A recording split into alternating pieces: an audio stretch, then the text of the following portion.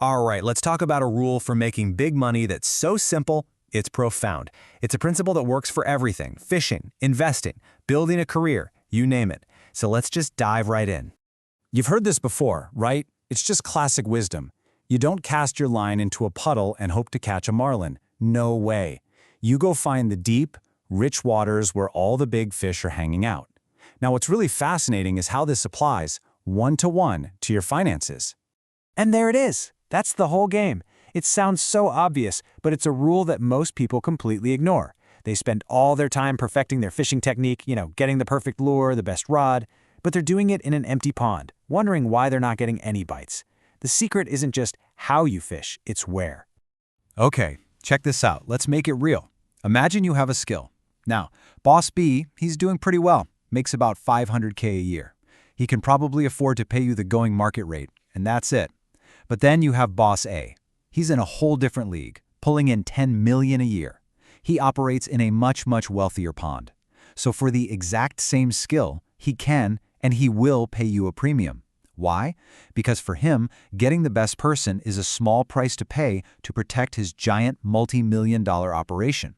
The pond he's in dictates the price he's willing to pay. So, and this is the big takeaway here, your income isn't just about how talented you are. It's a reflection of the financial firepower of your environment. The ceiling of the room you're in becomes your ceiling. I mean, think about it. If Warren Buffett had been born somewhere else in a different market, he almost certainly wouldn't have reached that same level of success. His environment, the American market, was the perfect ocean for him. So now, let's see how this exact same idea plays out in investing. All right, Section 1, the investor's dilemma. To really understand the hunt for that perfect investment, we need to quickly break down two key concepts: odds and probability. First up, you've got the odds. Just think of this as the payout. If you bet $1 and you stand to win $1,000, well, those are some fantastic odds. It's all about the size of the potential prize. But then you have probability. This is your actual real-world chance of winning that prize. You could have amazing odds, but if your chance of actually winning is next to zero, it's a terrible bet. The holy grail, of course, is finding an investment that's high in both. So here's the million-dollar question, right? Can you find an investment that has a massive potential payout and a super high chance of success and see those results by the end of the week? The short answer, no way. Impossible. And why is that? Because the market is just one giant competition. The second an opportunity with amazing odds and a high probability shows up, everyone rushes in. All that money flooding in either crushes the odds or it just makes it way less likely that you'll be the one to cash in. Okay, so moving on to Section 2, the secret ingredient. If all the short-term opportunities are a trap, how do the best investors get an edge? Well, they add a secret ingredient that completely changes the game. And that ingredient is time. We're talking a long time horizon. Think a decade, maybe more. And this works because most people, most funds, they just can't wait that long. They need to show results now. They have mortgages, expenses. They're forced to play the short-term game. And this is where the magic happens. When you are willing and able to wait 10 years, your competition basically vanishes. You're not fighting against that frantic day trading crowd anymore. And that's what lets you find these incredible opportunities with both high odds and high probability that other people just literally cannot access. Which brings us to Section 3, choosing your fishing spot.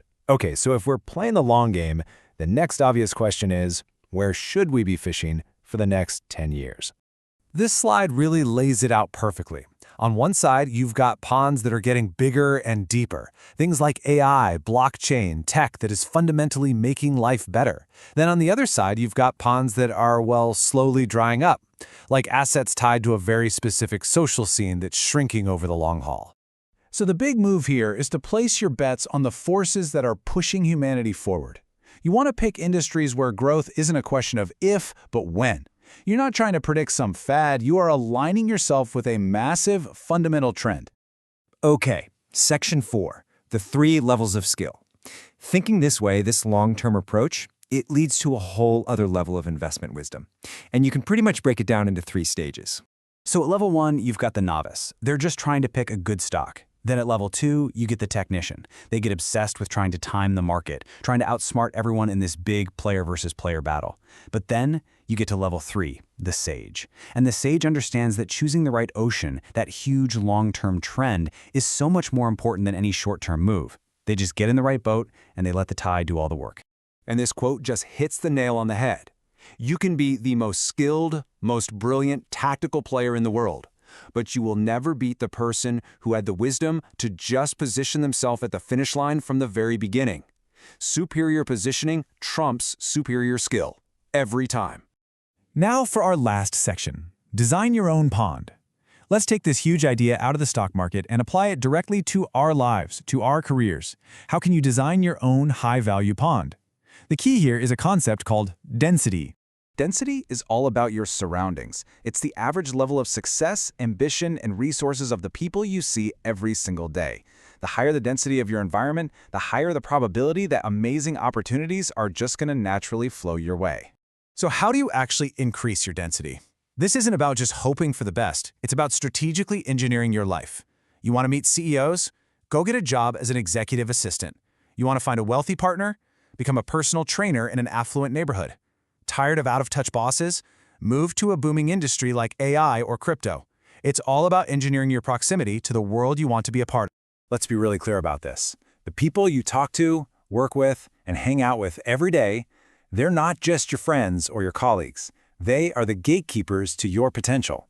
They literally define the size of the problems you get to solve and the rewards you can earn. Proximity creates opportunity. It's that simple. And that leaves us with one last really critical question. Just look at your daily life, your job, your social circle, the stuff you read online. Is it a high-density environment where opportunity is flowing? Or is it a low-density one where potential just sort of dries up? The ceiling is set by your choices. And the most important choice you can possibly make is deciding which pond you're going to fish. Smash like and subscribe.